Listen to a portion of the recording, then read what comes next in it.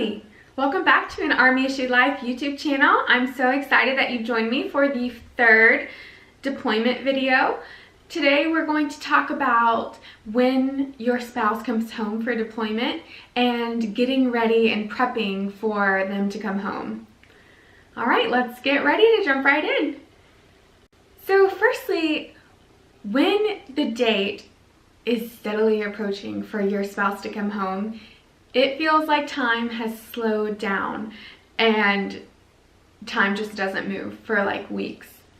And then you get into these blitzes of like spring cleaning, and you have to clean your entire house, go through everything, buy new decorations, whatever it is. Like, it's basically a frenzy in your house, and you go mad cleaning your house, or at least that's what happens to me, and I've heard that story a ton of times. And then you have to pick out your favorite outfit and go shopping for that perfect homecoming outfit.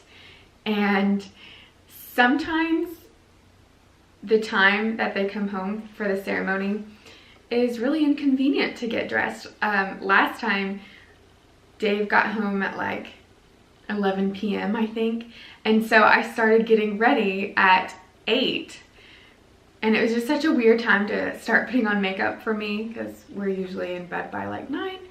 But it was really funny. A lot of spouses came in their PJs, which is totally fine. Like, you do you. For me, like, I love dressing up, and I bought a dress and a pair of shoes for it. And it was a way for me to like get really excited about it ahead of time and make me feel like I was prepared for that moment as best that I could be. And there is something to say for being emotionally prepared.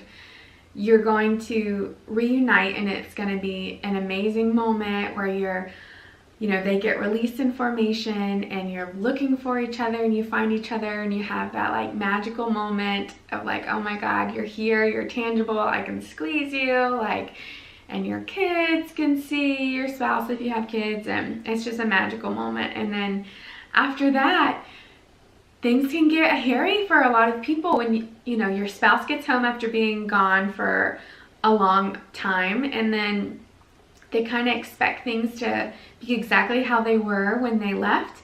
And maybe you've changed, your kids have certainly changed, and they've grown, and maybe they have different routines and behavior issues maybe, and there's a adjustment time that you have to allow for you and your spouse to get used to living together again and working out all those kinks that are going to pop up. And just be prepared for that. Like, sometimes it's just not like a magical reunion. You get back into your old routines, and you start figuring out life together again. And for some that can be more challenging than for others. Dave and I, both times we had it pretty easy when he got back. There were little things that he wasn't used to. My daughter Mia had started sleeping on the couch like the whole time for his last deployment, and so when he got home, that was like, he was expecting like just him being home would be enough, and for her to start going back to sleeping in her bed every night. And she struggled with it for a little bit longer, and I think that was a little frustrating. But just give yourself time for that readjustment period. Don't put such a high expectation on you to have everything perfect. That's something I've done, that I've stressed myself out over silly things when it came to like the house, and I would just get so anxious over everything being perfect. So when you walk through the door, everything was absolutely perfect, that I drove myself a little mad, and I drove my family mad. And so, they're not expecting literally anything would be good enough. They are so excited to be home. And it's kind of funny, like when Dave walks in and like the house is like spotless and I have it perfect and I'm so excited about it, he doesn't even notice how clean it is or how good it smells. Like, he just is like, oh, this feels so good to be home. And so that's kind of funny. But yeah, don't put a lot of pressure on yourself. A good tip is to talk about maybe some new routines that you've gotten yourself into if you haven't already been talking about that. Talk about how you can easily transition or things that they can be looking for in your life that's changed, so they're kind of prepared for that, and that will help smooth over the transition back to normalcy. But yes, the end of the deployment time is so exciting. Like, I love that. I love when you feel like I've gotten through this. I have made it. I've survived. My family survived. We're stronger because of it. And it's something that you can be really proud of.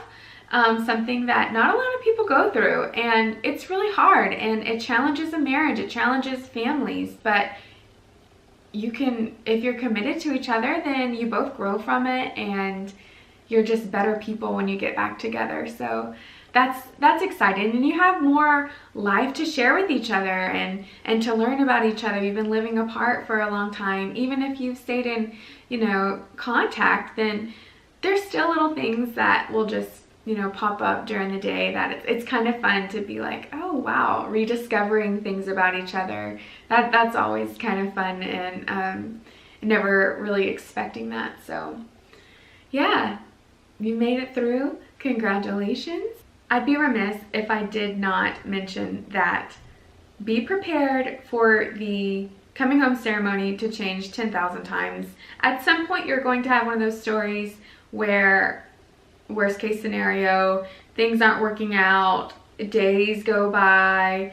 God forbid that doesn't happen, but everyone pretty much has a story like that. Our last deployment, they made it to the last stop before they came home, and basically their plane broke down, and so it was taking the mechanics like days to fix, you know, a problem or get a part in, and they'd get it in and they'd all get back on the plane, and then something else would come up. And literally they had mechanics flying on their flight when they finally took off because they figured something was going to break again. And I was a wreck, terrified that his plane was going to go down, but it didn't. And just expects, you know, it to be stressful and it not to go completely as planned, because that would be the odd thing. So that's all I have for the coming home. And if you have anything to add, anything that I missed, please comment. And if you like the video, please hit the like button and subscribe. Thank you, as always, for tuning in, and I'll catch you next time.